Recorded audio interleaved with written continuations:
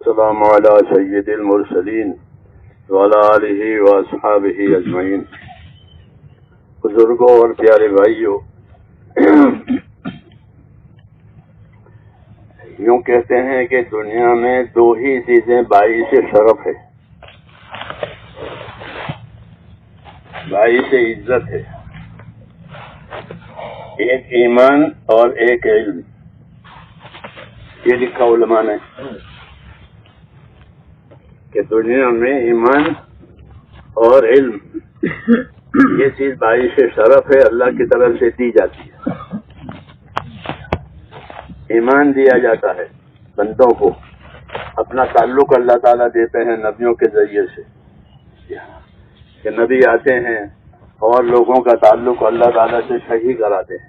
کیا قوم اعبدوا اللہ ما لکم من الہ غیرہ، یہ آواز ہوتی تھی نبیوں کی کہ اللہ سے اپنا تعلق پیدا کرو، اور وہ تعلق عبادت اور بندگی کا ہے، اور کوئی رشتہ داری اللہ سے نہیں ہے۔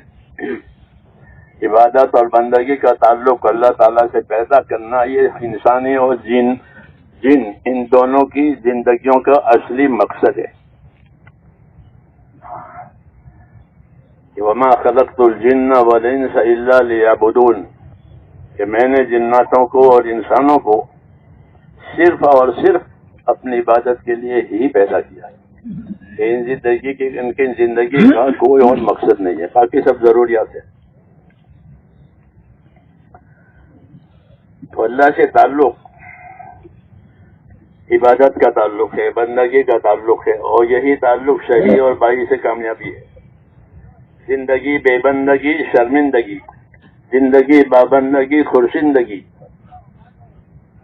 یہ کہتے ہیں کہ زندگی بے بندگی شرمندگی، ہاں، اور زندگی بابندگی خورشندگی۔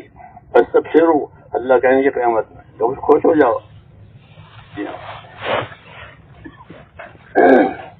تو زندگی اللہ تبارک و تعالیٰ نے دی ہے، اور مقصد زندگی یہ قرار دیا کہ اللہ کو پہچانے اور اللہ کی عبادت کرے۔ ہاں، اللہ کو پہچانے، اللہ پر ایمان لاوے جیسا وہ اپنے شان صفات کے ساتھ ہے، اور پھر اس کی عبادت کرے۔ یہ دعوت ہے، اور یہ دعوت اس وجہ سے ہے کہ عبادت اللہ تعالیٰ کا حق ہے۔ دنیا حقوق ادا کرنے کی جگہ ہے، اور آخرت بدلہ پانے کی جگہ ہے۔ یہ ترتیب ہے کہ ہمارے لیے اور تمام انسانوں کے لیے اللہ نے دنیا کو اس لیے بنایا کہ یہاں حقوق ادا کیے جائیں گے۔ حضوط اور خواہشات کے لیے جنت بنی ہے، اور دنیا حقوق کی ادائیگی کے لیے بنی ہے، اور خواہشات کے لیے جنت بنائی ہے۔ لَهُمْ فِيهَا مَا يَشَاءُونَ، کہ جنت میں جنتوں کی ہر وہ چیز ملے گی جو وہ چاہیں گے۔ دنیا بنائی گئی حقوق ادا کرنے کے لیے۔ حقوق کیسے معلوم ہو؟ تو حقوق سمجھانے کے لیے اللہ تعالیٰ نے نبیوں کو بھیجا ہے۔ دنیا کے انسانوں کو حقوق سمجھاؤ، ہاں، کہ عبادت کے کیا حقوق ہیں، معاشرت کے کیا حقوق ہیں، یہ معاملات کے کیا حقوق ہیں، اقتدار کے کیا حقوق ہیں، معیشت کے جتنے شعبے ہیں ان تمام شعبوں کے کیا کیا حقوق ہیں وہ بتاتے ہیں انبیاء کرام۔ اس لیے پہلے زمانے میں انبیاء کرام عام طور پر ان لوگوں کی طرف متوجہ اور بھیجے گئے تھے جو اسباب والے ہیں، تاکہ وہ اپنے اسباب میں حقوق کی ادائیگی کے ساتھ رہے۔ جی ہاں، یہ صنعت اور خلفت والے ہیں تو ان کے پاس نبی گیا۔ جی ہاں، یہ فیکٹریوں والے ہیں، ان کے پاس نبی گیا۔ یہ حکومت والے ہیں، یہ تجارت والے ہیں، یہ زراعت والے ہیں، قوم سبا وغیرہ وغیرہ، ان کی طرف نبی بھیجا جاتا تھا تاکہ جس شعبے میں وہ ہیں اس شعبے کے حق ادا کریں اور اس کے ساتھ اللہ تعالیٰ کا حق بھی پہچانے. وہ اصل ہے کہ اللہ تعالیٰ کا حق پہچان کر وہ جس شعبے میں ہے اس شعبے کا حق ادا کرے. تو نبیوں کی دعوت اور نبیوں کی جو تعلیم ہوتی تھی وہ اسی لیے ہوتی تھی تاکہ انسانی زندگی میں جو جو حقوق قائم ہوتے ہیں اور عائد ہوتے ہیں وہ حقوق انسانوں کو بتائے جائیں، کیونکہ حقوق کی سلامتی کی وجہ سے آپس میں سلامتی رہے گی اور حقوق کی پائمالی کی وجہ سے آپس میں فساد ہوگا. قاعدے کی بات ہے، قاعدے کی بات ہے. جب کسی کو اس کا حق مل جائے گا تو کوئی جھگڑا ہی نہیں ہے، لیکن اس کو اس کا حق ہی نہیں دیا کہ پھر چین ہی نہیں ہے.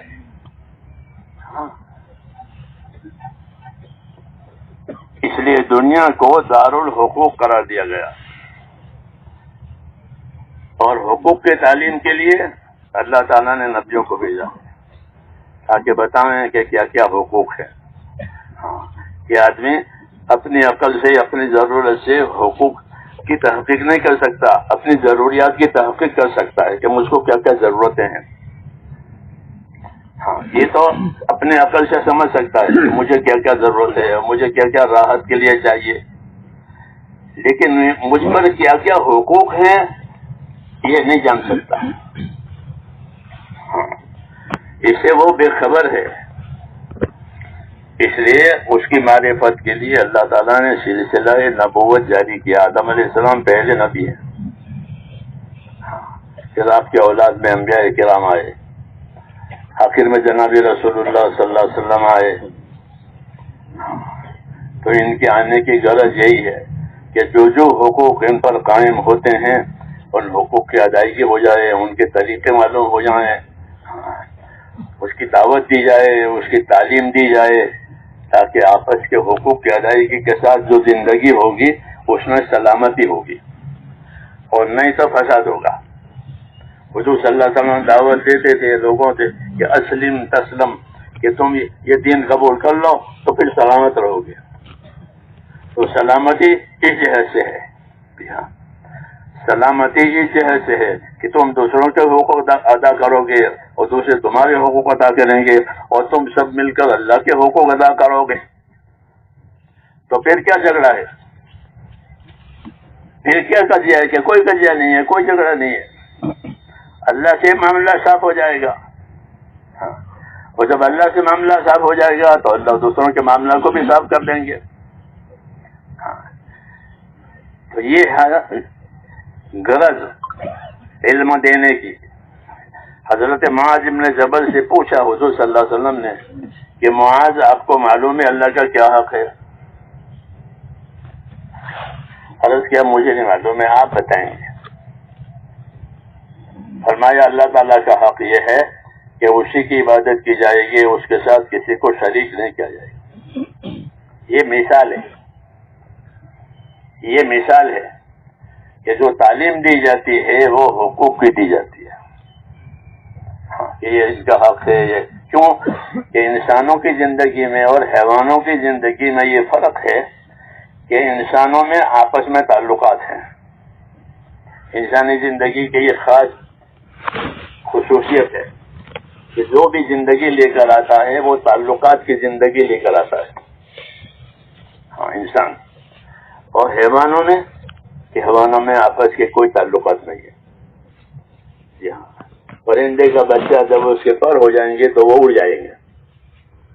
کون ماں کون باپ کچھ نہیں، جہاں کون وطن کون رشتہ کچھ نہیں. ان میں یہ تعلقات ہیں ہی نہیں. ہمارے فقہا بھی یہ کہتے ہیں کہ انسانوں کے علاوہ جو مخلوق ہیں ان میں بقائے باہم کے تعلقات نہیں ہیں، اس لیے ان کے لیے بقائے باہم کے احکام بھی نہیں ہیں. ہاں، ان میں آپس میں بقائے باہم کے تعلقات نہیں ہیں، اور بقائے باہم کے تعلقات نہیں ہیں تو ان کے لیے آپس میں بقائے باہم کے احکام بھی نہیں ہے کہ میرا پڑوسی ہے، یہ میرا شریک ہے، جو ہمارے لیے ہے سب، ہاں ان کے لیے نہیں ہے، کیونکہ ان کی اپنی اپنی زندگی ہے. جی ہاں، تو ان کی اپنی اپنی زندگی ہونے کی وجہ سے ان کے ساتھ یہ رابطہ نہیں ہے اللہ کی طرف سے. جی ہاں، وہ آزاد ہے، نہ ان کا وطن ہے، نہ ان کا رشتہ ہے، نہ کچھ نہیں، بلکہ وہ اپنے حیات میں مسخر ہے. ہاں، اپنی حیات میں مسخر ہے کہ جس کام کے لیے پیدا ہوا وہی کرے گا، دوسرا نہیں کر سکتا، دوسرا کام ہی نہیں کر سکتا. انسانوں اور جناتوں کے علاوہ باقی سب تسخیر کے تابع ہے. انسان اور جن یہ تکلیف کے تابع ہے کہ ان کو مکلف بنایا گیا ہے، ہاں باقی ان کو مسخر بنایا گیا ہے. جی ہاں، تو ہم سے کہا کہ سب تمہارے لیے مسخر ہے. وسخر لکم ما فی السماوات والارض، تمہارے لیے سب سے جو مسخر ہے، چاند سورج، وہ اپنی خدمت کرتے رہیں گے تمہارے لیے. جی ہاں، تسخیر خدمت میں لگا دیا گیا ہے سب کو. کیوں خدمت میں لگایا ان کو؟ تاکہ یہ کھائے اور کمائے. ہاں، یہ سب تمہاری خدمت جو ہے، تم کھاؤ کماؤ، ایسا ہے. ابر و بادو مخو خورشید فلک درکارن تاتو نانے بکفاری و بغفلت نہ خوری. جو کہ پڑھی تھی گڈی سب اس میں پڑھی ہوگی، آپ نے بھی پڑھی، ہم نے بھی پڑھی. بڑی قیمتی باتیں ہوتی تھی وہ، حکمت کی باتیں. جی ہاں، تو یہ وہ کہہ رہے ہیں کہ ابر و باد و مہو خورشید فلک درکارن، کہ تو دیکھ آسمان، زمین، آگ، ہوا، پانی سب تیرے کام میں ہیں. کیوں؟ تاکہ تو روٹی کمائے اور کھائے. یوں ہے کہ نہیں، اس لیے نہیں ہے کہ تو روٹی کمائے اور کھا لیتا تو نانے بکف آ رہی اور بکف ہو رہی، اس لیے نہیں ہے، بلکہ اللہ کی طرف سے جو ذمہ داریاں ہیں حقوق کی، وہ پوری کرنے کے لیے ان سب چیزوں کو تمہارے تابع کیا ہے. اس میں بڑا حق جو ہے وہ اللہ کی عبادت کا ہے، سب سے بڑا حق. تو اللہ بڑے ہیں، اللہ بڑے ہیں، ان کے جیسا کوئی نہیں ہے. اس لیے بڑا حق کس کا ہے؟ کہ بڑا حق جو ہے وہ اللہ تعالیٰ کا ہے. اس لیے پہلا حق اللہ کا، اللہم انت الاول فلیس قبلک شیء. تو بڑا حق اللہ تعالیٰ کا ہے اور وہ عبادت کا ہے. روئے زمین پر اللہ کو دو ہی چیزیں پسند ہیں. ایک کہ روئے زمین پر اللہ کی عبادت کی جائے. ان ارضی واسعۃ یا ایھا الذین آمنوا ان ارضی واسعۃ فایای فاعبدون، کہ زمین میری بہت کشادہ ہے مگر اس کو میری عبادت ہوگی. تو ایک تو روئے زمین پر عبادت ہو، یہ اللہ کو پسند ہے. دوسرا کہ روئے زمین پر رحمت اور خدمت ہو دوسروں کی، دوسروں کو نفع پہنچایا جائے. یرحم من فی الارض یرحمکم من فی السماء. یہ کہ زمین والوں پر رحم کرو، آسمان والا تم پر رحم کرے گا. تو رحم کرنے کی دو شکلیں ہیں، ایک مادی شکل ہے، ایک معنوی شکل ہے. مادی شکل یہ ہے کہ ان کی ضرورت پوری کی جائے، کھانا دیا جائے، پانی دیا جائے، موت سے پہلے کی جو حاجتیں ہیں وہ مادی کہلاتی ہے. وہ مادی حاجتیں ہیں، مادے سے پوری ہو جاتی ہے. ایک ایک ان کی حاجت پوری کی جائے زمین والوں کی، یہ ٹھیک ہے، لیکن یہ پوری نہیں ہے.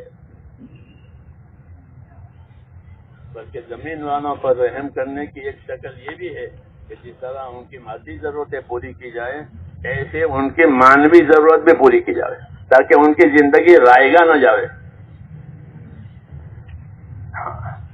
اس لیے کہ جو اپنی موت سے پہلے کی ضرورتوں میں لگے گا اور موت کے بعد کی فکر نہیں ہے، اس کی زندگی برباد ہے. کیوں کہ ان کی کوشش ساری موت سے پہلے میں چلی گئی. الذین ضل سعیهم فی الحیات الدنیا، تو وہ خسارے میں ہے، وہ خسارے میں ہے. اس لیے اتنی بات نہیں ہے، بلکہ بعد کی بھی بات ہے کہ موت سے پہلے بھی اور موت کے بعد کی بھی ضرورت ہے سب. تو انبیاء کرام دونوں چیزیں لے کر آتے ہیں. موت سے پہلے کی ضرورتیں اس کو حسن معاشرت کہتے ہیں کہ موت سے پہلے کی ضرورتیں پوری کرنے کے لیے وہ حسن معاشرت سکھلاتے ہیں. ایک دوسرے کے ساتھ کی معاشرت، ایک دوسرے کے ساتھ کا جینا اچھا ہو جائے. جیسے حضور نے مدینے والوں سے فرمایا تھا کونوا عباد اللہ اخوانا، کہ اللہ کے بندے رہو، آپس کے بھائی رہو. یہ معاشرت. اور دوسری چیز کہ اللہ تعالیٰ کا کیا حق ہے اور اللہ نے کیا کیا حقوق بتائے ہیں وہ جاننا. تو اس کے لیے اللہ تعالیٰ نے علم دین نازل کیا ہے کہ ایمان کی وجہ سے جو حقوق اور تقاضے قائم ہوتے ہیں اس کی ادائیگی علم کے بغیر نہیں ہوگی. کیونکہ ایمان کا تقاضا ہوتا ہے اطاعت. ایمان کا تقاضا اطاعت ہے. آمنو باللہ معنی اطیعوا اللہ، کہ ایمان کا تقاضا اطاعت ہے، جان سے، مال سے، ہر طرح سے کامل اطاعت. اور اطاعت کو صحیح کرنے کے لیے علم چاہیے، ورنہ اطاعت یا ناقص ہوگی یا اطاعت میں غلو ہوگا. جی ہاں، اس لیے اطاعت کو صحیح کرنے کے لیے اللہ تعالیٰ نے انبیاء کرام کو بھیجا ہے اور وہ اطاعت کی دعوت دیتے ہیں. فاتقوا اللہ واطیعون، فاتقوا اللہ واطیعون. جی ہاں، کہ وہ علم و عمل سے دونوں سے دعوت دیتے ہیں، اپنے عمل سے بھی دعوت دیتے ہیں، اپنے علم سے بھی دعوت دیتے ہیں. دونوں طریقے سے سکھاتے ہیں تاکہ زندگیاں مقصد پر آ جائے. اس لیے اس علم کی غایت یہی ہے کہ اللہ کے جو حقوق ہم پر قائم ہوتے ہیں وہ، اور اللہ نے جن جن کے جو حقوق ہم پر قائم کیے ہیں وہ یہ ادا ہو جائے. انسانی زندگی کے چند شعبے ہیں: زراعت، تجارت، حکومت اور اجرت. یہ 4 شعبے ہیں نا. تجارت، یہ شعبے ہیں معیشت کے، اس پر ہماری معیشت چل رہی ہے. حکومت کا شعبہ، تجارت کا شعبہ، زراعت کا شعبہ اور مزدوری کا شعبہ، اجرت.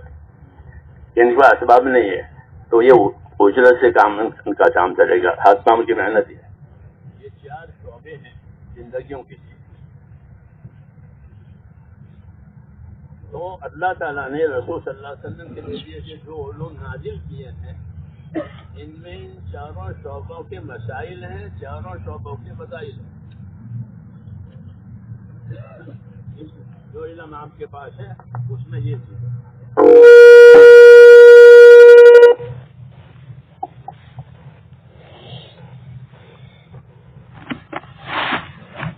یہ 4 شعبے ہیں.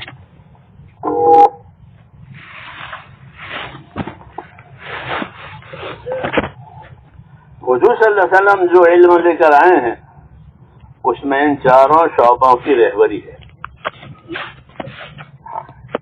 یہ شعبے کیسے چلیں گے اور شعبے والے دوسروں کے ساتھ کیسے رہیں گے،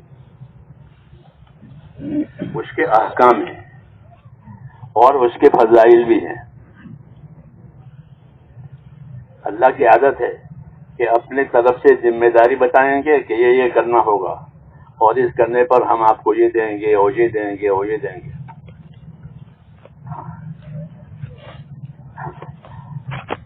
تو جس میں دینے کے وعدے ہوتے ہیں اس کو فضائل کہتے ہیں، اور جس میں کرنے کی ذمہ داریاں بتائی جاتی ہیں اس کو احکام کہتے ہیں. بس میری سمجھ میں آ رہی ہے. جس میں دینے کے وعدے ہوتے ہیں اسے فضائل کہتے ہیں، اور جس میں کرنے کی ذمہ داری بتائی جاتی ہے اس کو احکام کہتے ہیں. تو یہ دونوں چیزیں اللہ کی طرف سے آتی ہے ہمارے پاس. احکام بھی آتے ہیں اور پھر احکام پر کیا ملے گا اور احکام ترک کرنے پر کیا سزا ہوگی وہ بھی ہے، تاکہ ہر آدمی اپنی زندگی کی حفاظت بھی کرے، اپنی ذمہ داری کی حفاظت بھی کرے اور اپنا کام بھی کرے. یہ نہ کرے کہ اپنے آپ کو برباد کرے نافرمانی کر کے، بلکہ تابعداری کر کے اپنی دنیا اور آخرت سیدھی کرے، کیونکہ دنیا میں بھی رہنا ہے پھر آخرت میں بھی جانا ہے. ایسا تو ہے نہیں کہیں ختم ہو جائیں گے. اس لیے کہ اول تنظر نفس ما قدمت لغد، ہر آدمی سوچ لیا کرے کہ اس نے کل کے لیے کیا کیا ہے. جی ہاں، کل کے لیے کیا کیا ہے، کیونکہ کل نتیجے کا نام ہے کہ کل کو نتیجے آئیں گے. جی ہاں، تو اس کے لیے کیا ہوا ہے، اس کے لیے ہم کو یہ ذمہ داریاں دی ہے. اللہ تعالیٰ نے اپنے احکام کی ذمہ داری دی ہے، اور یہ احکام 4 شعبوں کے ہیں. چاروں شعبوں کے احکام بھی ہیں اور چاروں شعبوں کے فضائل بھی ہیں. تجارت کے فضائل ہیں، تجارت کے مسائل ہیں.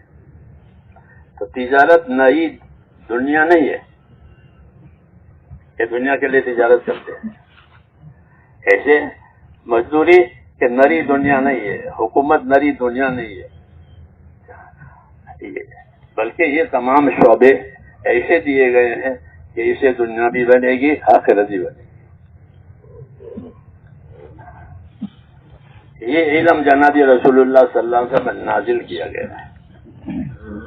یہ جو 4 شعبے ہیں معیشت کے، اس میں اللہ کا بندہ بن کر جینے کا کیا طریقہ ہے. ایک تو باغی بن کر زندگی گزارے، جیسے فرعون حکومت میں باغی بنا، قوم عاد اپنی قومی قوت میں باغی بنی، قوم سبا اپنی زراعت میں باغی بنی، قوم شعبہ تجارت میں باغی بنی. یہ باغیوں کا گروہ بنا اپنے شعبوں میں. جی ہاں، اور ان کے نتائج بھی ان کے سامنے آ گئے. فَكُلًّا أَخَذْنَا بِذَنبِهِ، ان سب کو ہم نے ان کے گناہوں کی پاداش میں پکڑا ہے. پھر ان کی سزا بتائیے، منہم اغرقنا ومنہم خسفنا، یا کسی کو ڈبایا اور کسی کو پانی میں دھنسایا الی آخری.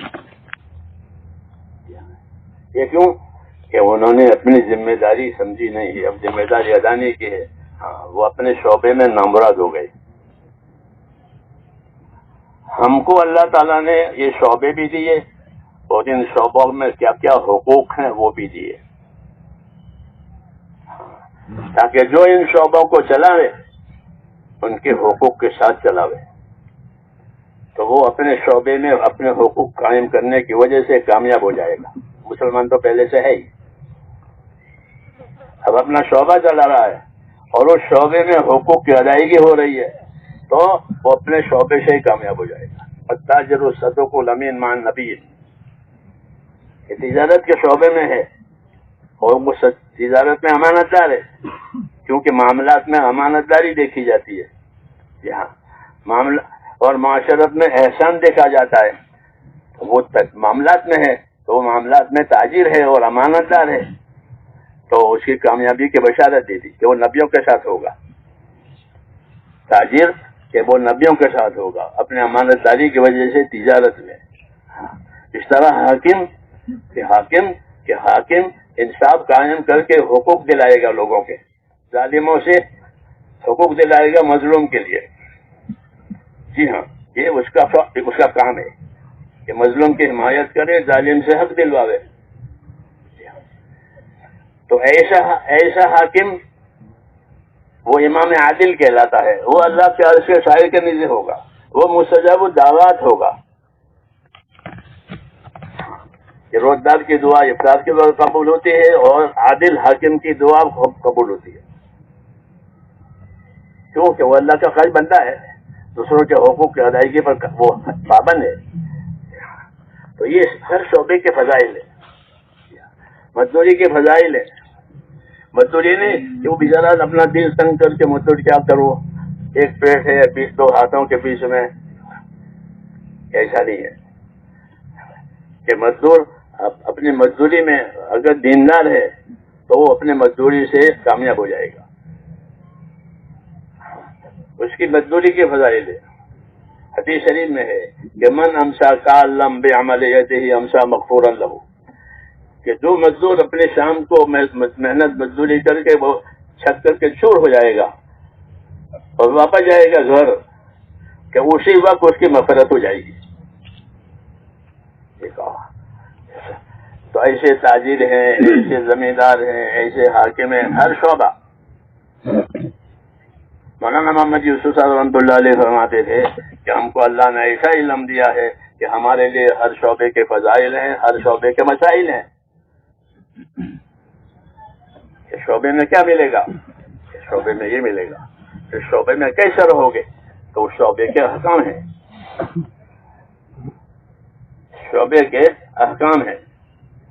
یہ علوم حضور صلی اللہ علیہ وسلم کو دیے گئے، اور آپ نے ان تمام علوم کو اپنی دعوت سے جوڑا ہے.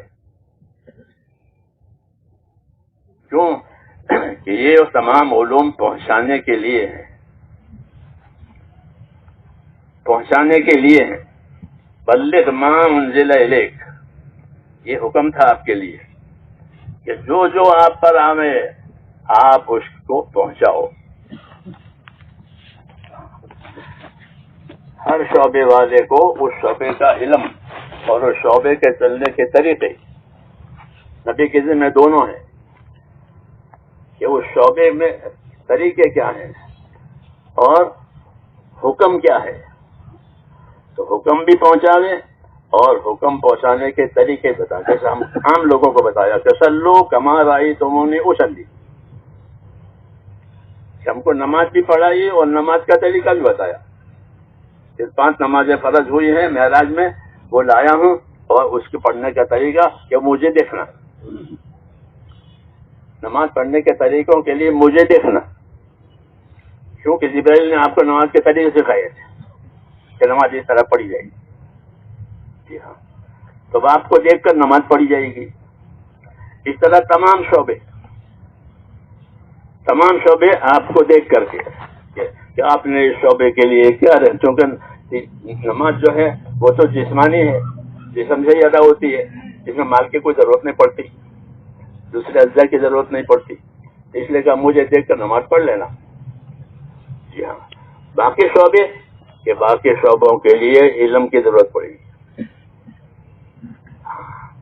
اس لیے حضور صلی اللہ علیہ وسلم نے اپنی دعوت کو اپنے اعمال سے بھی جوڑا ہے، اپنے علم سے بھی جوڑا ہے. آپ کی دعوت آپ کے علم سے بھی جڑی ہوئی ہے اور آپ کے اعمال سے بھی جڑی ہوئی ہے. ہاں، جانی عبادتیں، مالی عبادتیں. تو آپ کو اللہ تعالیٰ نے علوم دیے اور علوم کو اپنی دعوت سے جوڑا ہے. دعوت سے جوڑنے کا کیا مطلب ہے؟ ایک تو دنیا کا رواج ہے کہ بات پہنچا دی، جیسے آج ہو رہا ہے کہ میں یہاں بول رہا ہوں، پتہ نہیں کہاں کا جائے گا. ہاں، رواج ہے. ہاں، اس لیے اس میں کوئی ترقی، یہ رواجی چیزوں میں ترقی ہوتی نہیں. کام کی ترقی نہیں اور کام والوں کی تربیت نہیں. بے سود ایک چیز ہوتی ہے نا، بے فائدہ. ایسا رواج ہے. رواج میں کوئی بوجھ بھی نہیں ہے، رواج میں کوئی قربانی بھی نہیں ہے، رواج میں کوئی طریقے بھی نہیں ہے. ہر برادری کا، ہر قوم کا اپنا اپنا رواج. اس لیے جب نبی آتا ہے تو وہ رواج مٹاتا ہے، رواج کو مٹائے گا اور طریقے دے گا. کیا دے گا؟ طریقے دے گا. ہاں، حکم تو خدا دے گا، طریقہ نبی دے گا. اس لیے حکم ایک ہوتا ہے، طریقے بہت ہوتے ہیں. حکم ایک اور طریقہ بہت. جی ہاں، طریقے کے بہت ہونے میں آسانی ہے کیونکہ ہر ایک کے حالات الگ الگ ہیں. تو ہر ایک کو اپنے حالت کے حساب سے طریقہ ملا. یہ مریض ہے، تو مریض کو نماز پڑھنے کا طریقہ الگ ہے.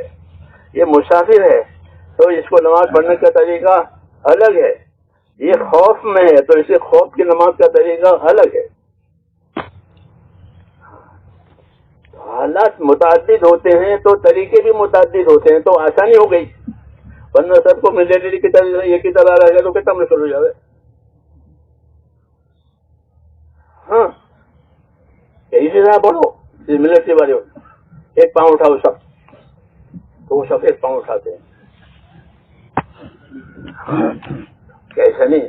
جی ہاں, حالات مختلف ہوتے ہیں تو آسانیوں کے لیے طریقے بھی مختلف دیے.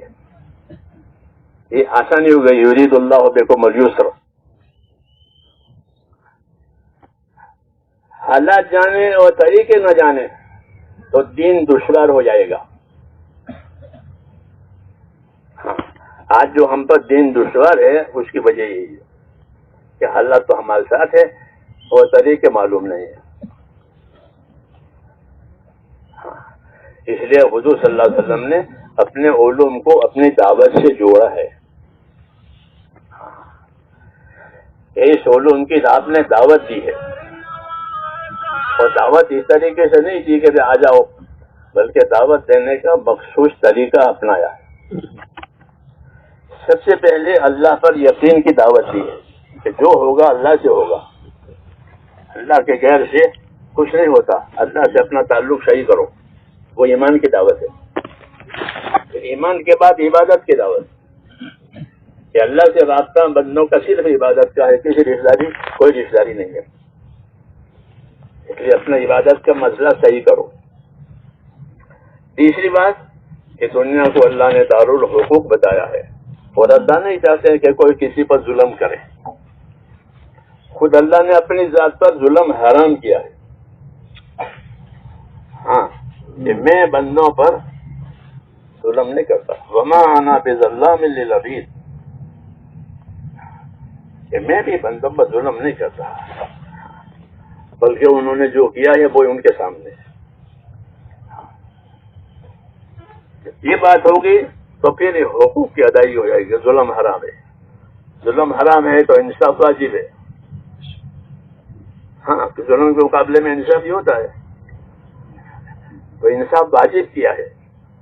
جی ہاں, کہ انصاف سے رہو آپس میں بندوں میں, اللہ کے ساتھ اخلاص سے رہو, بندوں میں انصاف سے رہو.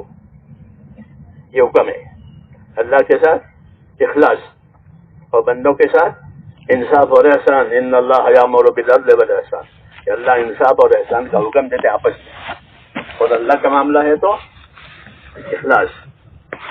وما امروا الا ليعبدوا الله مخلصين له الدين, تو ان کو یہی حکم ہے کہ اللہ کی عبادت میں مخلص بن کر کے رہیں. تو اللہ کا معاملہ ہے تو اخلاص ہے, مخلوق کا معاملہ ہے تو انصاف اور احسان ہے. یہ ہمارا طریقہ ہے. جی ہاں, ورنہ تو دنیا میں ظلم ہی ظلم تھا, تو اب بھی وہی ہے. حضور صلی اللہ علیہ وسلم کے آنے کی وجہ سے اور آپ کی دعوت کی وجہ سے وہ سارے طریقے مٹ گئے جو ظلم کے تھے وہ. ہاں, کیونکہ آپ نے اس کی دعوت چلائی تھی, اور دعوت چلانے کا مطلب یہ تھا کہ ایک تو اس بات کا یقین دلایا کہ جو بات میں کہہ رہا ہوں اسی سے کامیابی ہوگی, دوسرے طریقوں سے کامیابی نہیں ہوگی. اسی سے کامیابی ہوگی. ایک ہی طریقہ ہے, جیسے ایک اللہ ہے اور اس کے حکم ہے, ایسے ایک نبی ہے, اب اسی کا طریقہ چلے گا. دوسرے طریقے اس کے خلاف میں وہ نہیں چلیں گے. تو اپنے طریقے کی آپ نے دعوت دی ہے, جیسے اللہ کی توحید کی دعوت دی ہے. اور دعوت دینے میں دو چیزیں استعمال ہوئی ہے. ایک تو دعوت دینے میں آپ کے اخلاق استعمال ہوئے, کہ آپ کی دعوت جو کامیاب ہوئی ہے, آپ کے پاس مال تو تھا نہیں کہ لوگوں کو مال دے کر متوجہ کرے. جی ہاں, جتنے باطل کے طریقے ہیں کہ مال سے, مرتبوں سے, عورتوں سے لوگوں کو مائل کیا جاتا ہے, یہ باطل کے طریقے ہیں. جی ہاں, یہاں یہ چیزیں نہیں ہے. آپ کو مال بھی دینے لوگ آئے تھے کہ نہیں, میں ہاں یہ چیز ہے ہی نہیں. میں تو ایک اللہ کی طرف بلاتا ہوں اور یہ کہتا ہوں جب اللہ ساتھ ہو جائے گا تو سب کچھ ہو جائے گا. من کان للہ کان اللہ لہ، جو اللہ کا ہو گیا اللہ اس کا ہو جائے گا۔ تو آپ نے اپنی دعوت کو ایک تو اپنے اخلاق سے سمجھائی، دوسرے اس کے فضائل سے سمجھائی، کہ تمہیں اللہ کی بات مان کر چلنے میں کیا ملے گا، اور اللہ کا حکم توڑ کر یا چھوڑ کر کرو گے تو کیا ہوگا۔ یہ دونوں باتیں بھی سمجھ گئے، اللہ حکم چھوڑ دیا، اللہ کا حکم توڑ دیا، اس پر کیا ہوگا تو وہ بھی بتایا، اور حکم مان کر کے چلنے پر کیا ملے گا وہ ملے گا۔ اس کو فضائل کہتے ہیں۔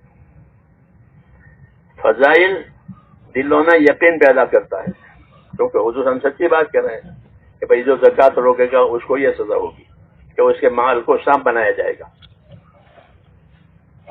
زکوٰۃ روکنے والے کے مال کو کہ سانپ بنایا جائے گا، یہ وعید ہے۔ اور زکوٰۃ ادا کی ہے تو کہ اس کا مال قیامت کے میدان میں سورج کی گرمی میں سایہ بنے گا، کہ ہر آدمی قیامت میں اپنے صدقے کے سایے میں ہوگا۔ یہ حدیثوں میں ہے کہ ہر آدمی قیامت میں اپنے صدقے کے سائے میں ہوگا۔ اگر انہوں نے صدقہ کیا ہے تو سایہ ہوگا، نہیں تو نہیں ہوگا۔ ایسے قبر کی تپش کے بارے میں ایک روز فرمایا کہ قبر میں تپش ہوگی، جیسے بجلی چلی جاتی ہے تو ہمارے گھروں میں تپش ہوتی ہے، کہ قبر میں تپش ہوگی، کہ تپش کا کیا علاج ہے؟ فرمایا صدقہ دینا، کہ صدقہ دو گے تو قبر میں ٹھنڈک ہوگی، صدقہ کرو گے تو قبر میں ٹھنڈک ہوگی۔ اس کو فضائل کہتے ہیں، اس کو کیونکہ ہر آدمی اس کا محتاج ہے کہ مجھے قبر میں ٹھنڈک آوے، مجھے حشر میں ٹھنڈا ہے، یہاں میرے مال کی حفاظت ہو جاوے دنیا میں، یہ فضائل کہلاتے ہیں۔ تو حضور صلی اللہ علیہ وسلم کے ذریعے سے ایک علم فضائل کا ملا ہے، اور یہ سب کے لیے ضروری ہے، کیونکہ ہر آدمی عمل کرے گا تو اس کو اپنے عمل کی فضیلت معلوم ہونا ضروری ہے۔ اگر اپنے عمل کی فضیلت نہیں معلوم ہوگی تو اپنے عمل کو ضائع کرے گا، ہاں یعنی ادا نہیں کرے گا، اور اگر فضیلت معلوم نہیں ہے تو کرے گا تو ناقص کرے گا، میں نے تو کر لیا، جیسے آج ہو رہا ہے۔ ہاں، اور جب اس کو فضائل معلوم ہوں گے تو اس کو اپنے عمل کی قیمت معلوم ہو، تو جس کو اپنی چیز کی قیمت معلوم ہوتی ہے وہ اپنی چیز برباد نہیں کرتا۔ فائدہ ہے کہ جس کو اپنی چیز کی قیمت معلوم ہو تو وہ اس کو ضائع نہیں کرتا، بلکہ اس کی قیمت کے حساب سے اس کی حفاظت کرتا ہے۔ تو ہم کو اپنے عملوں کی قیمت بتائی ہے تاکہ ہر آدمی اپنے عمل کی قیمت سمجھے اور اس کی حفاظت کرے۔ حفاظت کرو، حافظوا علی الصلوات، نمازوں کی حفاظت کرو، نماز قائم بھی کرو، نمازوں کی حفاظت کرو۔ جی ہاں، تو حفاظت کا بھی مسئلہ ہے، قائم کرنے کا بھی مسئلہ ہے جی ہاں دین میں۔ تو اس ایک تو فضائل کا علم اس وجہ دیا ہے تاکہ اس کی حفاظت کا احساس پیدا ہو، ہاں کہ میرا عمل برباد نہ ہو جاوے، کہ تمہاری نماز تو نہیں ہوئی، تمہارا حج نہیں ہوا، مطلب حج برباد ہو گیا۔ تو اس بربادی سے بچنے کے لیے ایک تو فضائل کا علم دیا تاکہ قیمت سمجھے، حفاظت کرے، دوسرا طریقوں کا علم دیا کہ اس طریقے سے کرو تاکہ فضیلت ملے، طریقے کے خلاف کرو گے تو پھر کوئی فضیلت نہیں ہے۔ جیسے نماز طریقے کے خلاف ہے تو وہ منہ پر ماری جاتی ہے، وہ اوپر ہی نہیں جاتی، وہ کیوں کہ وہ طریقے پر ہی نہیں ہے۔ یہ مل کر کے دین بنتا ہے، اس فضائل کا علم، طریقوں کا علم، یہ بن کر اس سے دین بنتا ہے زندگیوں میں۔ اس لیے ان دونوں کی دعوت دی ہے کہ اپنے عملوں کے فضائل بھی جانو اور اپنے عمل کا طریقہ بھی جانو۔ طریقہ سمجھانے کے لیے رسول آتا ہے اور عمل کی قیمت سمجھانے کے لیے رسول آتا ہے۔ اس لیے ہمارے ذمے ہے کہ عمل کے طریقے بھی جانیں، عمل کی فضیلت بھی جانیں، اور امت کو یہ بتائیں کہ تمہارے عمل کی یہ قیمت ہے اور تمہارے عمل کا یہ طریقہ ہے.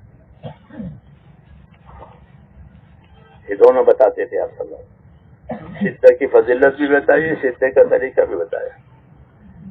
کہ سجدہ یہ سب سے زیادہ محبوب عمل اللہ کو سجدہ ہے.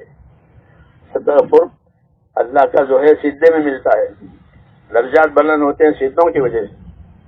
اور سجدہ کرنے کا طریقہ کیا ہے؟ کہ مجھے 7 اعضاء پر سجدہ کرنے کا حکم دیا گیا ہے. حدیثوں میں نے یہ طریقہ بتایا کہ مجھے 7 اعضاء پر سجدہ کرنے کا میرے پروردگار نے حکم دیا ہے. یہ طریقہ ہوا، یہ فضیلت ہوئی. تو فضیلت کے جاننے سے قیمت پیدا ہوتی ہے، طریقہ جاننے سے اس عمل کے اللہ کے یہاں حفاظت ہوتی ہے، اس کو اجر مل جائے گا اس کو. جی ہاں، یہی علم کی غایت ہے کہ امت میں اس کے فضائل بھی آویں، امت میں اس کے طریقے بھی آویں. ہاں، فضائل نہیں ہوں گے تو وہ اپنی قیمت ہی نہیں سمجھے گا. قیمت کی تو ٹوٹی پھوٹی کر لے گا، جیسے آج ہو رہا ہے. ہاں، آج ہو رہا ہے کیونکہ انہیں فضیلت معلوم نہیں ہے.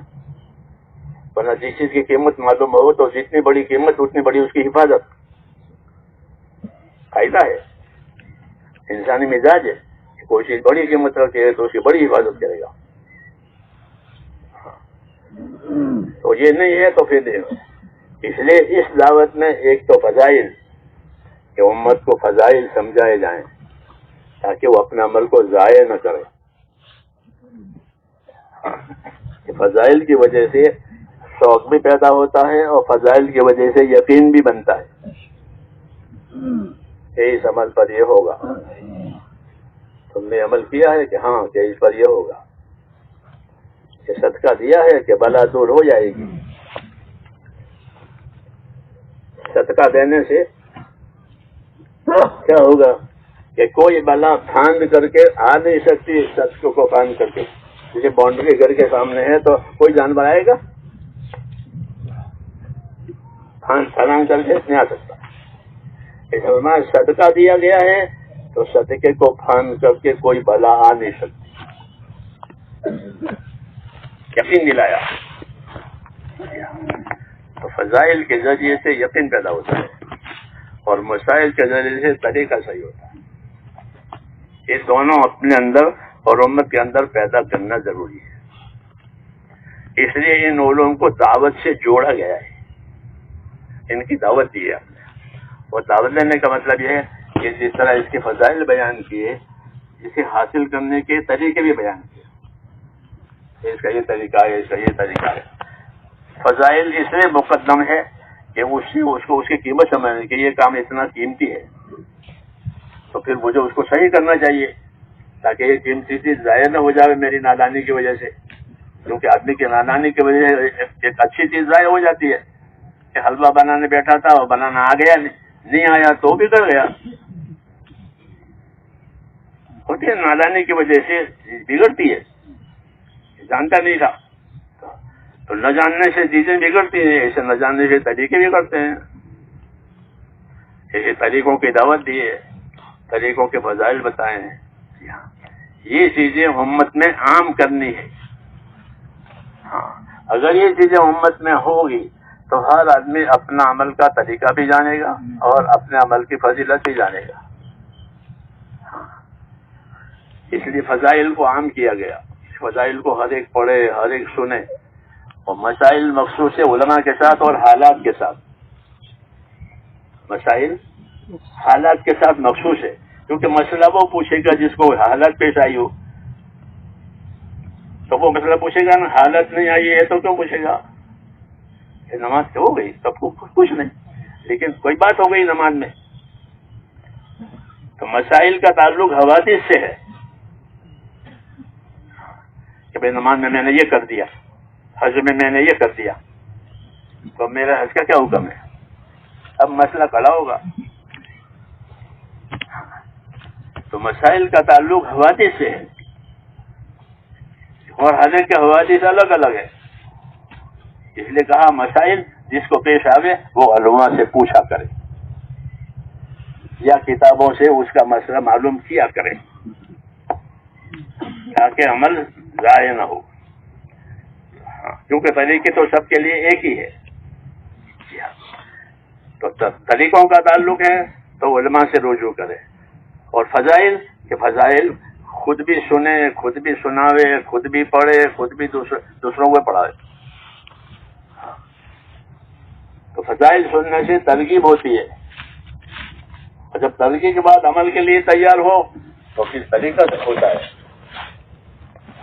یہی طریقے سے کرو۔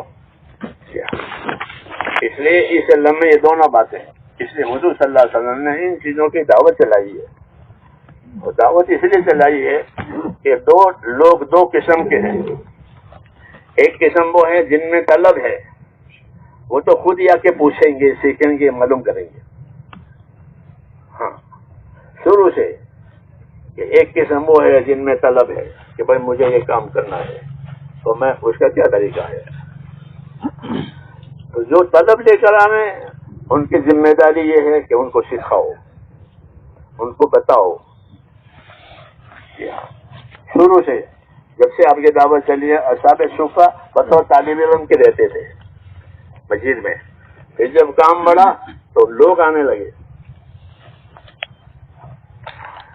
تو ان کو مسلمانوں کے ان کے محلوں میں، ان کے مسجدوں میں بھیجا جاتا تھا، جیسے آج بھیجا جاتا ہے کہ تم ان کو لے جاؤ اور اگلی جمعہ تک رکھنا، اور ان کی جو حاجتیں ہیں سیکھنے کی وہ پوری کرنا، پھر اگلی جمعہ کو ہم کو بتانا کہ کیا ہوا ان کا۔ تو وہ لے کر آتے تھے۔ ایک استوانہ ہے مسجد نبوی میں، اس کا نام ہے استوانۃ الوفود۔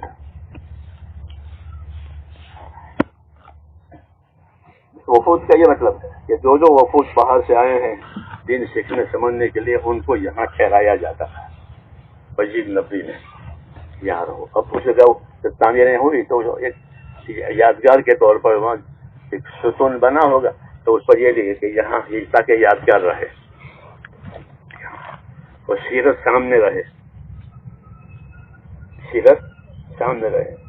اب تو وہ بات رہی نہیں، تعمیرات کی ترقیاں ہو گئی، اس لیے طریقے اوجھل ہو گئے۔ تو میں کہتا وفود آتے تھے، تو وہ وفود اس لیے آتے تھے کہ ان کو محلوں میں رکھا تھا، پھر یہاں کر دیکھ لیا انہوں نے سیکھ لیا، سمجھ لیا، تو ان کو گھر جانے کی جگہ جاؤ اور اسی طرح کام کرنا جس طرح یہاں دیکھا ہے۔ تو لوگوں کو دعوت دے کر بلایا جاتا تھا دین، کیونکہ لوگوں میں طلب تھی کہ آپ کی دعوت سے لوگوں میں طلب آئی، لیکن جب لوگوں میں طلب نہ ہو تو لوگوں میں طلب نہ ہو تو آپ دعوت کا کام کریں گے، یعنی ان کے پاس جا کر کے ان میں یہ شعور پیدا کریں گے۔ زندگی کا ایک مقصد ہے، زندگی کی ایک ذمہ داری ہے، مال جان اسباب اللہ تعالیٰ نے غفلت کے لیے نہیں دیے ہیں، عبادت کے لیے ساری چیزیں دی ہیں۔ یہ تو اس کے لیے حضور صلی اللہ علیہ وسلم کا دوسرا طریقہ یہ تھا کہ وفود آتے تھے، ان کے تو تعلیم تربیت ہوتی تھی، اور نہیں آتی تھے تو آپ اپنے وفود بھیجتے تھے، آپ اپنے وفود بھیجتے تھے، اور وفود کے ذریعے سے ان کو تعلیم دی جاتی تھی، عقائد کی، اعمال کی، اخلاق کی۔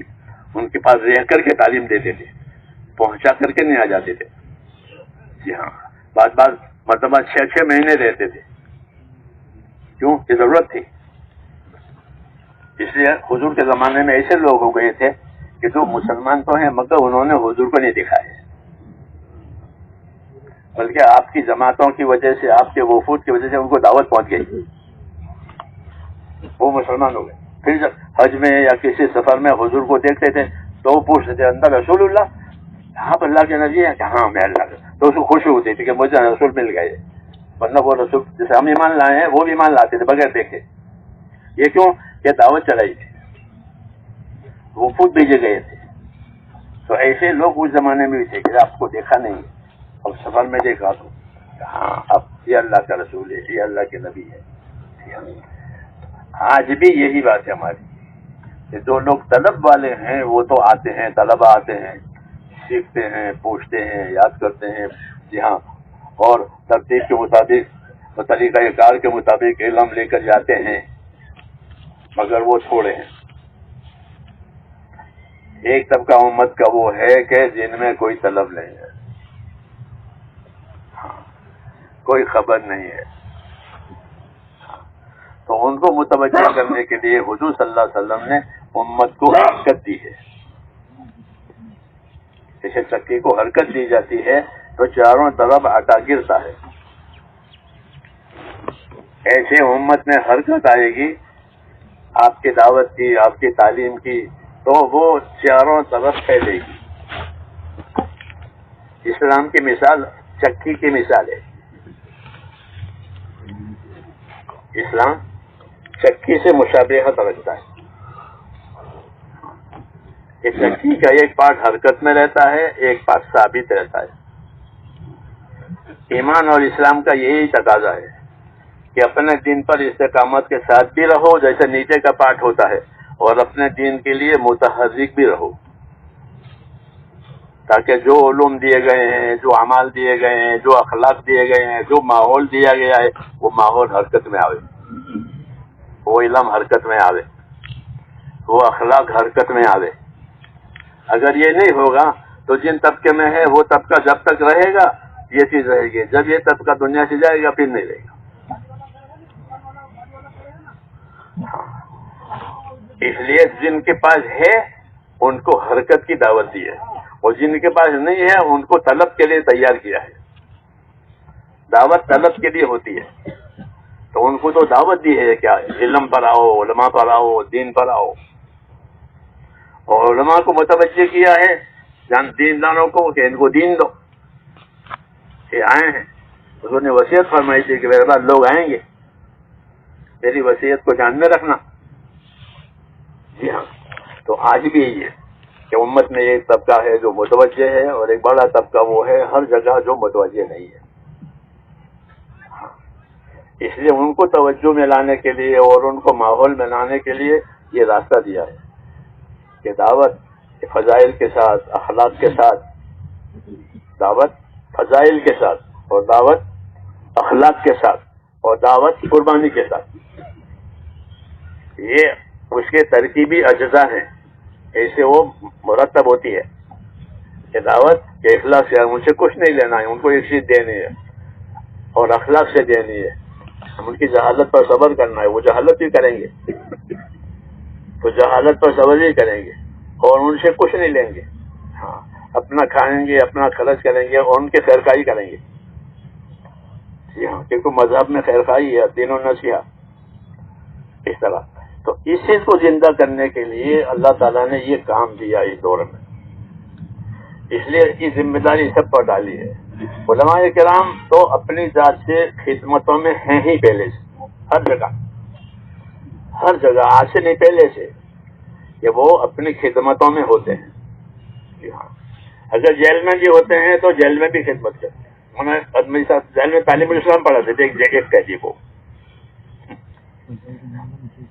ہاں ہمارا تو کام ہی یہی ہے، ہمارا تو یہی کام ہے کہ بھائی پڑھائیں گے، سکھائیں گے، بتائیں گے، ہاں لیکن سکھائیں گے بتائیں گے ان کو جو طلب والے، اور جو بے طلب ہیں ان کو کیا کریں گے، ان کو چھوڑ دیں گے کہ نہیں، ان میں طلب پیدا کرائیں گے۔ تو دعوت طلب پیدا کرنے کے لیے ہوتی ہے کہ دعوت میں فضائل بتائے جاتے ہیں، اخلاق سے پیش تو وہ مانوس ہوتے ہیں، وہ مانوس ہوتے ہیں، اور مانوس ہو کر پھر جس مقصد کے لیے ان سے ملنا جلنا ہوا ہے اس مقصد پر وہ کھڑے ہوتے ہیں۔ اس لیے میں نے کہا کہ امت کو اپنے حرکت بھی دی ہے، اور امت میں ثبات قدمی کی بھی دعوت دی ہے کہ اپنے علم کا بھی یہی تقاضا ہے۔ علم کا ایک تقاضا یہ ہے کہ ہر عالم اپنے علم پر استقامت کے ساتھ رہے۔ فاستقم کما امرت ومن تاب معك اے ومن آمن معك۔ تو استقامت کی دعوت نبی کو بھی ہے، اور استقامت کی دعوت جو آپ پر ایمان لائے ہیں، آپ کی بات لے رہے ہیں ان کو بھی، کہ وہ بھی استقامت سے رہے، نبی بھی استقامت سے رہے۔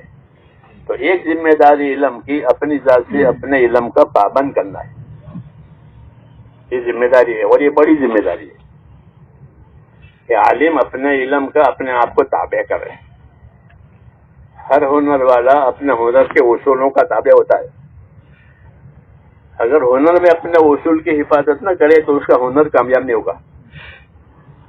ہاں جی ہاں، ایسے اس علم میں کہ ہر عالم اپنے علم سے اپنے علم کا اپنے آپ کو پابند کرے، نیت میں، عمل میں، ترتیب میں، تینوں چیزوں میں. کیونکہ نبی کی طرف سے تینوں چیزیں ملتی ہے، عمل بھی ملتا ہے، نیت بھی ملتی ہے، اور ترتیب بھی ملتی ہے. ترتیب بھی ملتی ہے، جیسے نماز کی ترتیب ہے نہیں کہ نماز میں قیام، رکوع، سجدہ اور قاعدہ، یہ 4 ارکان ہے. چاروں ارکان کی ترتیب ہے کہ پہلے قیام ہوگا، پھر رکوع ہوگا، پھر سجدہ ہوگا، پھر قاعدہ ہوگا. یہ ارکان ہے، تو ارکان کی ترتیب ہے. اور حکم ہے کہ صلو کما رأیتمونی اصلی، ایسی نماز پڑھنا جیسے مجھ کو دکھا ہے.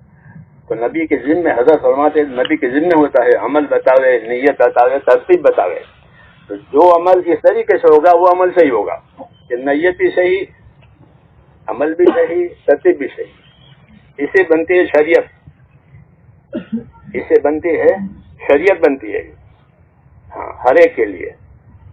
یہ نبی سکھاتے ہیں. تو جن کے پاس علم ہے وہ اس کو سیکھے ہوئے ہیں، اور جن کے پاس علم نہیں ہے کہ ان کو سیکھنے کی دعوت دو، ان کو سیکھنے کی دعوت دو. اور کیسے دعوت دو کہ فضائل سے، اخلاق سے، قربانی سے، تو پھر وہ سیکھیں گے. ہاں کیونکہ حضور سے پہلے جاہلیت تھی،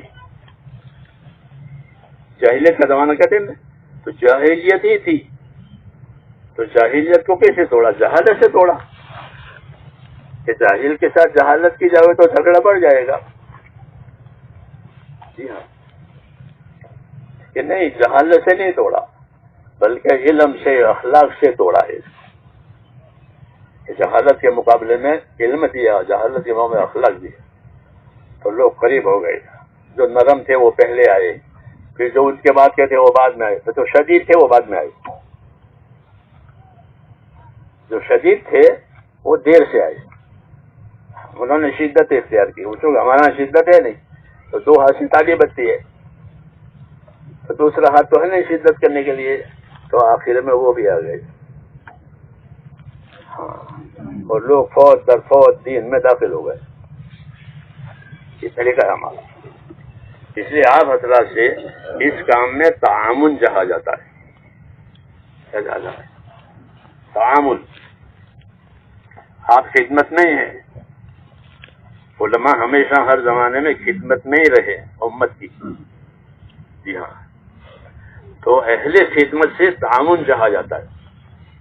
یہ کام بڑھ گیا ہے، لوگ متوجہ ہو رہے ہیں.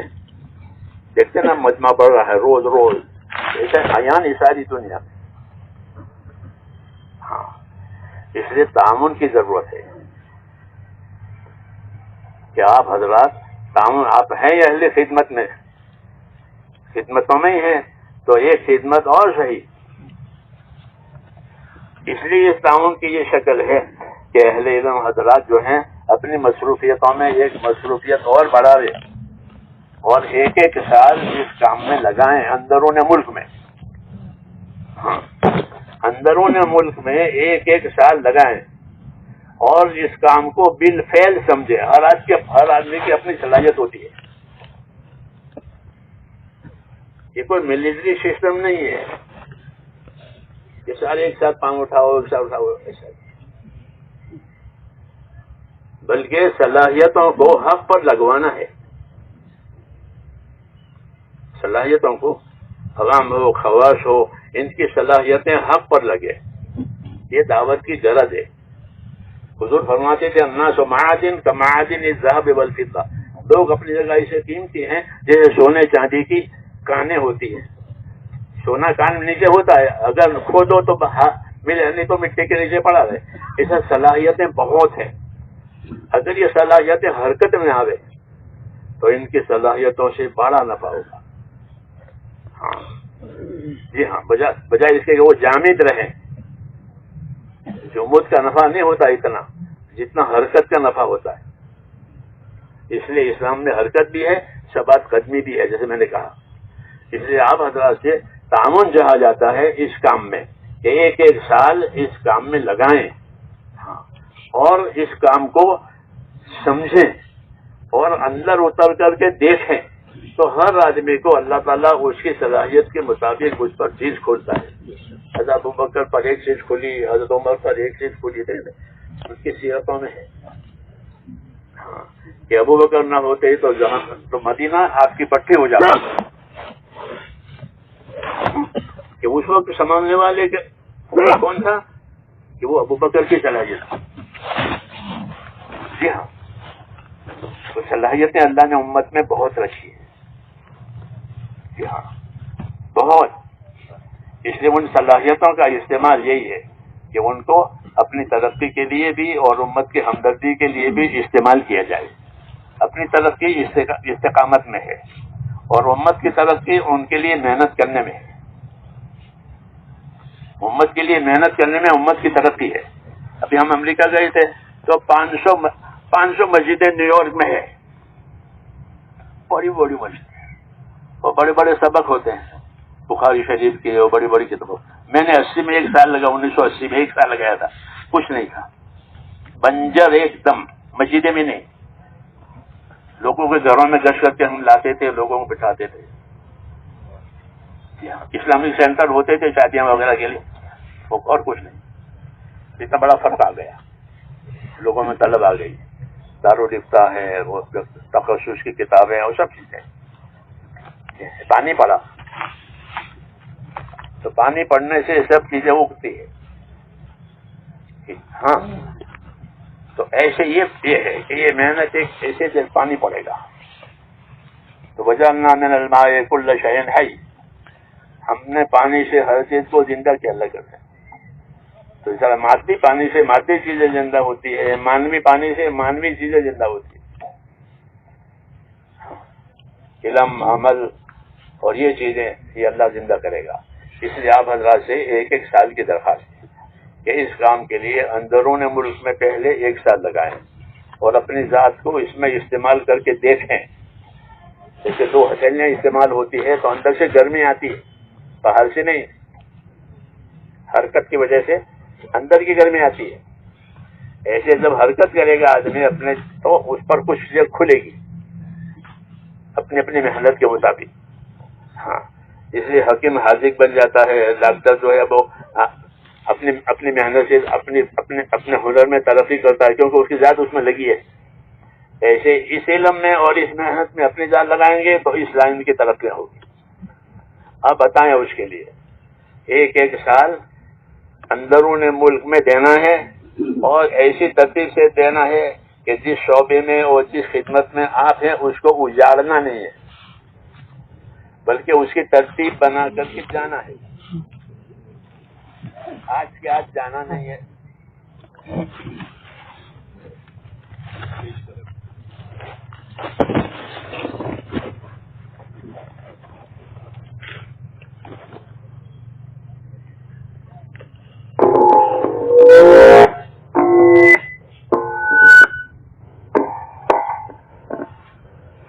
پیش کرے ہمت سے تفصیل سے پوری بات آ گئی ہے. تقاضا یہ ہے علماء سے 1 سال کی ترتیب بنا اپنی ہمت سے بھی اظہار کرے کھڑے ہو کر اور اپنی ترتیب خود بناوے. اپنی تعلیمی اور دینی علمی مشغولیوں کی رعایت کے ساتھ مہینہ آپ حضرات طے کریں. اپنا مہینہ خود ہی طے کریں. آج کے آج نہیں جانا ہے، ترتیب بنانی ہے. چاہے شعبان سے ترتیب بن جائے، شوال سے بن جاوے، محرم سے ترتیب بنتی ہے تو محرم سے بنا لیں. لیکن اس وقت نیت کریں گے تو کچھ آگے قدم بڑھیں گے. نیت کے بعد ہی آدمی آگے بڑھتا ہے. ابھی اسی سفر میں ایک مولانا صاحب سے ملاقات ہوئی احمد آباد کے اجتماع میں. سن 81 کی ان کی فراغت ہے مظاہر روم سے. وہ کہہ رہے تھے بہت سالوں سے نیت کرتا تھا، اس سال میں نے قدم بڑھا دیا تو ابھی 7 مہینے ہو گئے سال میں. اپنے علاقے کے ادارے میں پڑھاتے ہیں بنگال میں، اور ترتیب بنا رہا تھا تو اس سال اللہ نے آسان کر دیا، تو تقریباً 60 سال کی عمر میں سال لگا رہے ہو، ابھی چل رہے ہیں احمد آباد زون کی جماعت۔ آدمی جب نیت بناتا ہے، تدبیر کرتا ہے تو اللہ پاک راہیں کھول دیتا ہے۔ اس لیے آپ حضرات سے گزارش ہے، نیت تو سبھی کریں کہ انشاءاللہ سال لگانا ہے، نیت کرتے ہیں انشاءاللہ، آسان اللہ ہی کرے گا، آسان تو اس کے کرنے سے ہی ہوگا، اور وہی کرتا ہے، اور تقاضے ہمارے سامنے ہیں۔ اس وقت جو سب جگہ جہالت ہے، بے دینی ہے، غفلت ہے، صبح دونوں کی کارگزاریاں یہاں بھی ہوئی ہوگی، جو حضرات ہوں گے سنا ہوگا کہ ایک بڑا طبقہ مسلمانوں کا ہے جو ایسی جہالت کے ساتھ ہے کہ ان کے پاس ایمان کی بھی جو شرائط ہے اس کا علم نہیں ہے، اور اپنی دنیا کے خاطر وہ ایسے کام گزرتے ہیں کہ فقہا سے اگر پوچھے تو وہ ایمان پر بھی باقی نہیں رہتے ہوں گے۔ نماز روزہ تو ہے ہی نہیں، لیکن جو بنیادی چیز ہے اس میں بھی ایسی جہالت ہے، بلکہ بعض علاقوں میں وہ کارگزاریاں ملی کہ اپنے کام کاج کے خاطر انہوں نے نام بدل دیے، ایجنسی اپنی اسی نام سے بنوا لی، نئے نام سے آدھار کارڈ بنوا لیا انہوں نے، اور ایسے 2 4 5 نہیں ہیں۔ ایک زمانے میں سنتے ہیں ارتداد کی خبریں آئی تو علماء حرکت میں آئے اور محنت کی، انہوں نے پہلے مسندیں چھوڑ دی اس کے خاطر، اور چلے پھرے علاقوں میں اور اپنے کام میں لگے۔ تو اسی طرح اس وقت بھی حالات ہے، بہت سارے مختلف قسموں کے جو باتیں آتی ہیں، باطل فرقوں کی خبریں تو پہنچتی ہیں سب جگہ پر، تو وہ اپنے میدان میں اپنا کام کر ہی رہے ہیں۔ ایک آسان سی شکل ہے ان تک پہنچنے کی، اگر اہل علم بھی ہے ساتھ میں تو یہ مسئلہ کافی قابو میں آ جاتا ہے، اور فتنے جو ہیں پنپنے سے وہ علاقے بچ جاتے ہیں جہاں علماء حرکت میں آ جاتے ہیں، اور جہاں وہ چیز نہیں ہوتی تو فتنہ درخت بن جاتا ہے، وہ فتنہ پورا درخت بن جاتا ہے، اور پھر اس کے پیچھے کافی طاقت لگ جاتی ہے، پھر بھی پورا قابو نہیں ہو پاتا ہے۔ اس لیے گزارش ہے کہ نیت کریں، ارادے کریں کہ انشاءاللہ اس کی یعنی ترتیب جو بزرگوں نے قائم کی ہے اس کے لیے کہ ایک سال ضرور لگائیں گے انشاءاللہ۔ نیت کرتے ہیں انشاءاللہ، کون کون نیت کرتے ہیں؟ اللہ تعالیٰ سب کے لیے آسان فرماوے، سب کو قبول فرماوے۔ اچھا، اس میں جن حضرات نے پہلے سال لگا لیا ہے وہ ذرا کھڑے ہو جاؤ، جن کا پہلے سال لگ چکا ہے، ماشاءاللہ۔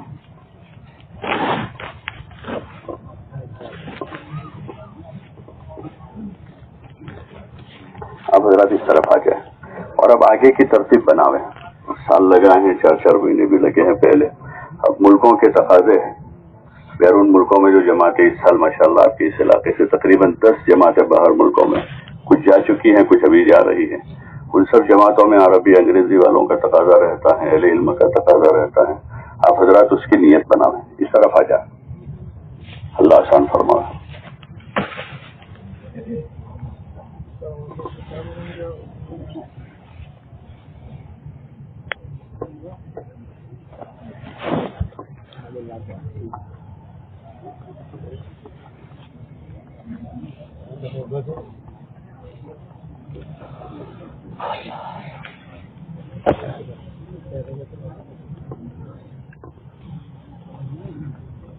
بیچ میں جو جگہ خالی اس کو پر کر لے، آگے بڑھ جا۔ ایک گزارش آپ حضرات سے بھی تھی، جیسے باہر نکل کر ایک محنت ہے، ایسے مقام پر بھی سب جگہ مسجد کی جماعتیں بنی ہوئی ہیں، مسجد وار جماعت جسے کہتے ہیں، اور اس میں اپنے ہی محلے میں ایک فرد کے پاس جا کر ملاقاتوں کا ایک نظام ہے، ہفتہ واری گشت ہے، مقام پر کچھ ایسے موٹے موٹے اعمال ہیں کہ اگر وہ اعمال سب جگہ قابو میں آ جاوے تو ایک بہترین ذریعہ ہے، ایک وسیلہ ہے لوگوں میں دین زندہ کرنے کا، اور مؤثر ہے۔ ایسے ماحول میں محنت کے راستے سے فضا بن گئی جہاں کچھ نہیں تھا، لیکن مسجد کی جماعتیں بنی، دین کی نسبت پر ایک دوسروں سے ملنا جلنا شروع کیا، عمومی گشت ہوئے، تعلیم کے حلقے قائم ہوئے، تو یہ ایک نظام ہے جو ایک مفید مؤثر نظام ہے، اور ہر علاقے میں ماشاءاللہ آپ کے یہاں تو بہت پرانا کام ہے، بہت پہلے سے ہے، بزرگوں کی بڑی قربانیاں لگی ہے یہاں، مسجد کی جماعتیں اکثر جگہوں پر بنی ہوئی ہیں، اور ہمارا بھی کسی نہ کسی محلے سے کسی نہ کسی مسجد سے ربط ہے، गुजारिश थी कि अपनी मस्जिदों में मस्जिद की जमात के साथ अगर इन अमाल में हमारी शिरकत होती है तो एक बहुत मुफीद जरिया है अपनी आवाम तक पहुंचने का, और बहुत सारे फितनों का ये इलाज है। मस्जिद की जमात जो है बहुत सारे फितनों का इलाज है। नौजवानों में और लोगों में जो चीज़ें पैदा होती है, अगर हमारा आना जाना है, आमद और रफ्त है, उनसे मिलना जुलना अल्लाह की निस्बत पर, और हर घर जाकर ईमान, अमाल, अखलाक, इखलास, आखिरत की बातें हो रही है, तो वो इब्तिदा में बातें ही होती हैं, फिर धीरे धीरे वो मुज़ाकरे जिंदगियों में आते हैं और जिंदगियां बदलती हैं। से गुजारिश ही थोड़ी कुर्बानी होगी अपनी मकतब के साथ, मदरसे के साथ, दीगर अपनी दीनी मशगूलियों के साथ हमारा थोड़ा वक्त, अगर पूरे 2.5 घंटे नहीं है, इल्मी मशगूली ज्यादा है, अगर 1 घंटा 1.5 घंटा भी हमारा असर बाद, इशा बाद या दोपहर में या सुबह किसी के पास मौका है तो सुबह, जिस वक्त भी है, तो हमारी आवाम से राब्ते में थोड़ा वक्त रोजाना गुजरे, तो उससे ये होगा कि उन तक दीन पहुंचने की एक आसान सबील है। और मस्जिद की जमात के उन्वान पर मोहल्ले के मुख्तलिफ तबकात जुड़े हुए हैं, ताजिर भी है, मुलाजिम भी है, मजदूर भी है, लेकिन जो कि मस्जिदवार जमात है, ये कोई सोहबत याफ्ता जमात नहीं बुजुर्गों की। इसमें तो कोई कल तक शराबी था, 4 महीने जाकर आया है, कोई कल तक बेनमाजी था, चिल्ला लगा के आया है, कोई किसी मैदान का आदमी था, 3 दिन लगा के आके जुड़ा है। तो ये तो सीखने वाली जमात है, सीखने वाले लोग हैं। जैसे मदरसे में तलबा होते हैं, इब्तिदाई दर्जे के तलबा होते हैं, मुख्तलिफ इलाकों से आए हैं, तो उनमें अदब नहीं है, तहजीब नहीं है, वो तो धीरे धीरे मदरसे में 5 साल 7 साल 10 साल गुजरते हैं, तो वो चीजें पैदा होती है। तो बाज़ मरतबा कुछ इस तरह की बदअखलाकी है, बेइकरामी है, वो चीज सबब बन जाती है हमारे न जुड़ने की, उनके साथ न रहने की। तो इनको कोई तमीज़ नहीं है, इनको कोई अदब ही नहीं है। तो वो चीज तो नबियों के साथ भी पेश आई, अपनी आवाम की तरफ से, लोगों की तरफ से कैसी कैसी बातें पेश आई, लेकिन फिर भी वो अपने मकसद पर कायम रहे, कुर्बानी दी, सब्र कर लिया। तो ऐसे ही ये कुछ कुर्बानी के साथ लेकिन बहुत मुफीद सिलसिला है। जिन बस्तियों में देखा उनके अइम्मा मुदर्रिसीन साथ में जुड़े हैं, तो बड़ी बात ये होती है कि वहाँ आपस में इज्तिमाइयत होती है, साथी भी आपस में जुड़ जाते हैं। कोई मसला होता है तो वही इमाम साहब, मौसिन साहब, मुदर्रिस साहब हैं, तो उनको भी आपस में जोड़ लेते हैं, और बस्ती में भी जोड़ की शक्ल कायम हो जाती। धीरे धीरे नमाजी बढ़ते हैं, अमाल बढ़ते हैं, मस्जिद आबाद होती है, और बहुत सारे खैर के कामों की शक्लें बनती हैं। मस्जिद की जमात की सतह से बहुत सारे खैर के कामों की शक्ल कायम हो जाती। गुजारिश थी कि अपने औकात कुछ फारिग करें, और रोजाना मशवरा होता है किसी नमाज के बाद, मुख्तसर 10 मिनट 12 मिनट का मशवरा है। अमूमन फजर बाद होता है, ज्यादातर इलाकों में हफ्ते में 1 दिन गश्त होता है। जमातें मेहमान हमारे आती हैं, मेहमान जमातें हमारे आती हैं, और ज्यादातर हमारे इस इलाके में बड़ी उम्मीद लेकर जमातें आती हैं कि भाई वहाँ दीनदारी है, उलमा है, इल्म है, तो कमजोर जमातें ज्यादा आती। अगर हमारा 2 दिन हमारी मस्जिद में है जमात हफ्ते में, तो 2 दिन अगर 1-1 घंटा उनके साथ गुजर गया कुरान के हल्कों के मौके पर, या और कोई हमारे पास उस वक्त नहीं था, रात में था, थोड़ी देर उनके साथ बैठ गए, कुछ जरूरी दीनी बातों का उनसे मुज़ाकरा हो गया, वुज़ू नमाज की मश्क हो गई, या सूरतों की कुछ मश्क हो गई, 2-4 सूरतें याद हो गई, तो ये हमारा बहुत बड़ा ज़ख़ीरा है।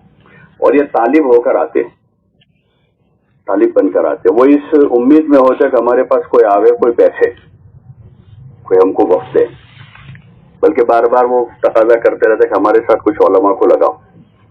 साल वाले उलमा की तरतीब होते हैं, उनको 1-1 चिल्ले के लिए मुख्तलिफ जमातों में लगाते हैं। तो वो अक्सर जमातें अभी बहुत सारे तकाजे लिखे हुए होंगे उनके पास कि वो चाहते हैं कि उलमा को हमारे साथ लगाओ। अब ये मकाम पर रहकर ऐसी नुसरत है, 1 घंटा 1.5 घंटे में काम हो जाता है। हमारा 1 घंटा लगेगा, किसी की सूरह फातिहा सही हो जाएगी, किसी की नमाज सही हो जाएगी, किसी का वुजू सही हो जाएगा। तो ये एक नुसरत का ये मौका होता है मकाम पर रहकर। तो मकाम में हमारी मस्जिद की जमात के साथ रहकर हमारे मोहल्ले पर मेहनत और आने वाली जमातों की नुसरत, और उनके साथ थोड़ा वक्त फारिग करके कुछ सीखना सिखाना हो, तो अपनी इमामत के साथ, मकतब के साथ, मदरसे के साथ साल भर अगर थोड़ा थोड़ा ही होता रहा तो थोड़ा थोड़ा भी बहुत हो जाता है, और उसी में से फिर आगे की राहें खुल जाती है। आदमी किसी काम में लगता है शुरू होकर थोड़ा सा नफा नजर आता है तो फिर अपने आप आदमी आगे भी बढ़ता है। इस वक्त बहुत से हजरात होंगे जो बहुत दिनों से नियत भी करते होंगे, अंदर दाइया भी आता होगा मुख्तलिफ मजलिसों में वक्त लगाने का, या तो अपनी मसरूफियत की वजह से या बाज़ मरतबा मसरूफियत में से फुर्सत भी है लेकिन हिम्मत नहीं होती घर छोड़ने की। एक रूटीन की जिंदगी का आदमी आदी हो जाता है तो फिर वो हिम्मत का भी बड़ा मसला होता है। तो करते करते अल्लाह ताला हिम्मत अता फरमा देते।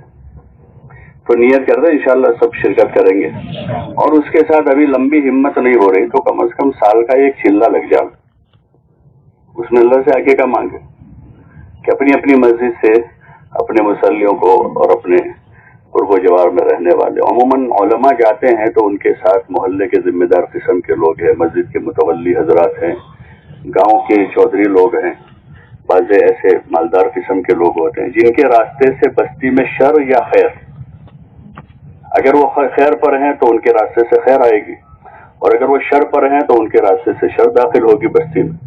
ऐसे अफराद भी बहुत जल्दी तैयार हो जाते। तो आप हजरात से गुजारिश है कि अपनी तरतीब बनाकर चाहे शाबान में या गर्मियों की छुट्टी में जब भी मौका है ऐसे वक्त में इंशाअल्लाह एक चिल्ला तो जरूर लगाएंगे इंशाअल्लाह। कौन कौन लगाएंगे? जरा खड़े हो जाओ। अल्लाह आपकी मदद फरमावे, आसान फरमावे, हिम्मत अता फरमावे।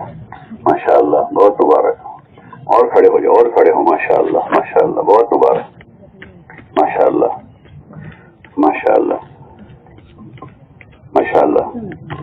और पेश कर। हिम्मत से इस वक्त नियत कर लें, चाहे शाबान में तरतीब बन जावे या शव्वाल में बन जावे या गर्मियों में छुट्टियां होती है, वैकेशन के मौके पर मकातिब वालों को छुट्टी मिलती है, उस मौके पर हो जाए। अल्लाह ताला मुबारक फरमावे, आपसे खड़े होने को कबूल फरमावे, निकलना आसान फरमावे। आप हजरात भी उस तरफ एक हल्का लगा लें, कुछ दो चार साथी हमारे भी चले जाए, मकामी भी दो आप पीछे। तो मुख्तलिफ हल्कों के होंगे, हल्के वाइज बैठ कर अपने नामों की तायीन कर लें, तरतीब बना लें और अवकाश की तायीन कर लें।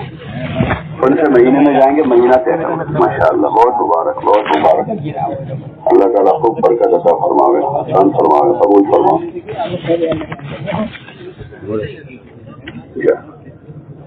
माशाअल्लाह। उस तरफ तशरीफ है, थोड़ी देर सब्र कर ले, और 2-5 मिनट और सब्र कर ले। बाकी हजरात उस तरफ चले, जो खड़े हुए हैं उधर चले जाए। अच्छा, कुछ तलबा भी नजर आ रहे हैं इसमें, दौरे वाले हैं, इफ्ता वाले।